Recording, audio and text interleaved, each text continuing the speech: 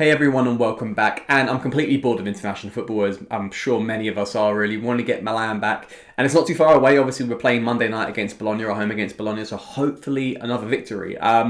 And obviously, the last couple of weeks, last couple of videos, not so much the Benacer one and the Kalulu one, I have been talking about rumour mill players coming into the squad maybe from the summer and beyond. I do feel like it's time to potentially look at someone who might be departing the squad, and it's someone that's, it's caused a little bit of debate due to his injury record over the last 6 months to half a year, and that's Ante Rebic. And I'm someone who has always been very fond of Rebic in our squad. I've always seek the importance of having him, and I still think there is, certainly value for keeping him beyond this summer. But I do feel like there is room for debate, there is room for discussion, whether it's the right time to stick or twist with Rebic. Is this the time to sell him when you factor in that we can make some nice capital gain on the player? We look to sort of strengthen our squad any further, not having to rely on injury-prone players, and is he one of those sort of players in that factor? So let's look at all the stats. We do a similar sort of thing every time. I like to sort of break down the player, look at his previous seasons against current season, look at what he brings to the squad, look at everything factored into the whole equation, and is it the right time to sell Ante Rebic? Okay, so firstly, let's do the profile of Rebic, and let's obviously cover what we like to do is the stats of Rebic. And the first, I'm going to sort of bundle his first two seasons, the 2019-2020 season and the 2020-2021 season, bundle it all together as as a compiled stat, and compare that to this current season. So over the course of those first two seasons with Milan, he played 63 games, made 42 starts, that's quite important there, scored 23 goals and got 13 assists. He played obviously a lot of minutes over the course of that season, which is another thing we'll sort of look to towards this season as well. Importantly, he only missed 21 games over the course of those two seasons due to injury or some sort of sickness. If we look at this current season, and this is obviously really why we're now looking at the player and his profile, and is it really the time to make a change here? And I understand this form argument when you look at this current season. He's played 23 games, so you kind of think, okay, that's not a bad amount over a season when we kind of known that he's got injuries in him. He's only made 9 starts, and that's an important factor because when we consider the fact of Rafael Leao and his explosion, 913 minutes over the course of those 23 games, scored 3 goals and got 2 assists. He has missed 17 games this season due to injury or sickness. So 17 compared to the 21 over the course of the last 2 seasons. So I think these are important things to factor in when you look at the stats. Obviously, that has affected his goals. It's affected his assists, and it's affected his contribution to this current side. So why the fall off? Okay, so I think the most important thing is going to be the injuries. You can't have this many injuries without having some sort of dent in form. And obviously, the amount of injuries he's had, the amount of game time he's missed, 21 over the first 2 seasons, 17 this current season, there's a lot. There's a lot of game time that's going to affect yourself. And also, quite importantly this season, that's going to affect his minutes and his appearances as well. He was injured for quite a lot of the group stage of the Champions League. And obviously, us not getting through that group stage then takes away the amount of game time you can play in the second part of the season. 6 games there to play in the group stage, and if you're no longer in the knockout stages, all you have really is Coppa Italia and a Serie A. And obviously with Serie A, you play every 3 games to a week. We're going to play the strongest 11, with obviously him being injured and Rafael Leao and his explosion, which is the second point to the fall off.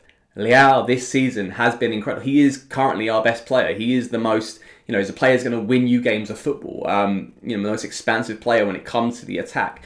And it just sort of coincides with his injuries and Leao's surge in form, is that he's having this moment of reflection of fans and maybe management or maybe himself as well, is whether his time at Milan is up. So with all that being said, I thought it's actually only right to defend Rebic in a certain way when we look at the other players in his similar positions in the squad. I'm not going to bring up Leao because we know Leao is having a fantastic season. So let's bring up players like Brahim Diaz, Macias and Salamakers. No point doing Castillo because he's barely played any minutes, and no point bringing up Daniel Maldini either. So let's look at Rebic compared to those 3 players mentioned there. Rebic, as mentioned before, Rebic has gotten 3 goals, 2 assists over 913 minutes. Macias, 5 goals, 0 assists over 1,406 minutes. I have to get the words out of me there. Against Salamakers, 2 goals, 3 assists over 2,092 minutes. That's over double the amount of game time than Rebic has played, and it's near enough the same goal contributions. Brahim Diaz, 4 goals, 4 assists, 2,103 minutes here. Look, Rebic is playing half the amount of game, has played half the amount of game time as Salamakers, as Diaz, And he's near enough the same amount of goal contributions. Yeah, shave off a couple if you want. Macias as well. He's played, less than a third amount of game time that Macias has played if you kind of compare the two of them. And he's got near enough the same goal contribution. So I don't think it's fair sometimes. And I think this is the problem with the left side, with Theo Hernandez, with Rafael Leao having once again another fantastic season. Rafael Leao having his explosion season. Sometimes it's easy to be like, oh, who's the scapegoat on that side? Who's not pulling their weight? And that's that Rebic because he's injured. I get that. But at the same time, look, compare him to the other the players in the other similar positions at the right wing. There's not enough coming from there. So that should be the priority for this summer. There's not enough coming from the attacking midfield position. So that should be the priority coming this summer. And we'll come on to it. Why I don't personally think it is a priority to replace someone like Rebic as a backup left winger. When we also factor in the fact that we sold Jens Petter Hauge last summer as well. So all these things considered are going to make that sort of overall conclusion of what we should do this summer. For the topic of debate, obviously you can see I'm leaning more towards not selling Rebic, but we have to factor in the things as mentioned before. If to be pro-selling Rebic this summer, it will present a nice capital gain for his sale. Obviously, if you factor in the whole deal that got involved with Eintracht Frankfurt, if we sell Rebic anywhere near his market value and what we can probably easily get for someone like him, it will present a nice profit which will allow us to re-spend into the squad and then sort of flesh out maybe more crucial positions if we feel like we're a bit, short of money this summer. Secondly, Rebic isn't getting any younger and obviously has injury concerns. Look, we can't deny the fact that he has injury issues. This isn't obviously one of his finest seasons for that. Major concerns for himself. He's obviously getting to an older age. He's 29 in September. Is this going to get worse? That is the risk. Which then brings us to the final point on why I'm a bit pro-sale as well, which would be, it could allow Pioli to have a younger player, a more reliable player, someone who's there all season, someone to be that rotational pace that we don't have to overly rely on Rafael Leao on the left side. But then sort of straight away, the thing that hits my mind is then why the hell did we sell Jens Petter Hauge? So there's things that sort of contradict a lot of these factors. That's probably why I'm leaning more towards not selling in the summer. And why I'm against the sell? Look, for me, we lose an adaptable player. We lose a proven big game player. The guy who scores against the biggest oppositions in Serie A. He's like the enemy of Juventus every time he plays them. We also can't forget that he was our third highest goal scorer last season and our highest goal scorer the season before that. So, if you look back at his history and his credentials and what he's proven so far at the club, I think it backs it. And it's not as if he's just turned, he's over the hill now and that's it, he's finished. I think that's looking at very short-sighted and kind of considering the fact that he has that sort of money in the bank. He has that proven record. I think it's quite unfair to judge him on base of one season. So we've debated it all, so I think it's time to actually round things up. Look, the choice might not even be ours. It might not even be management's. It might even come down to Ante Rebic and what he wants for his future. Of course, as a professional footballer, you want to get regular minutes. You don't want to be playing second fiddle to anyone. He's in the prime of his career right now.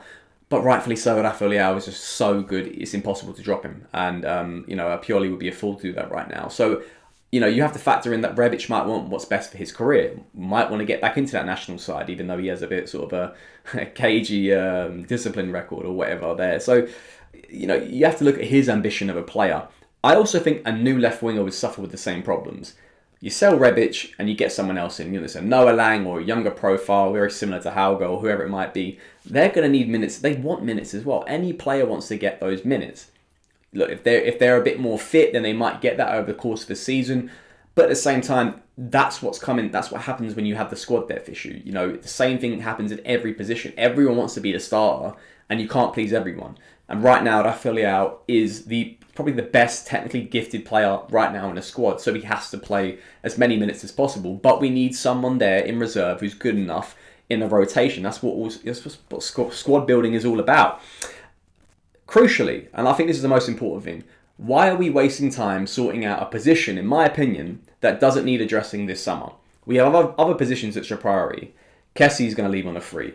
Romagnoli's looking likely to leave on a free, so you need to get a centre-back and a centre midfielder there.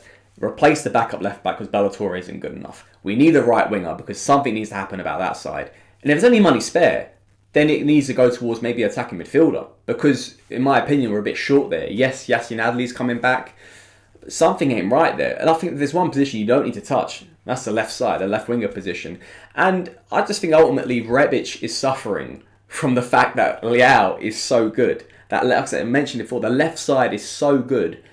It's like the spotlight's on there. Who's not pulling their weight? It's Rebic. And I feel like Unless it's Rebic pulling for the transfer, this is, for me, an unnecessary conversation to have, because I personally don't think it's time to sell him. And why I really want him to stay is because when we look back at Benacer's season last year, and it's hard to really compare the two, but the injury record is very similar. Obviously, when you factor in that Benacer had the amount of injuries last season, and right now he's having a great season. I did a video on him last week. He's having a fantastic season. For me, the best season he's had in the Milan shirt.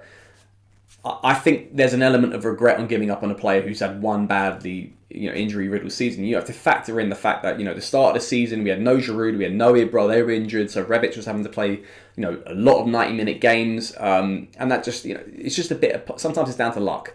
Sometimes you can't just write someone off because they've had a really bad season down to injuries. Yes, Rebic has a bit of a record of it, but I'm willing to take that risk on it. I'm willing to, just give him another chance beyond the summer for next season.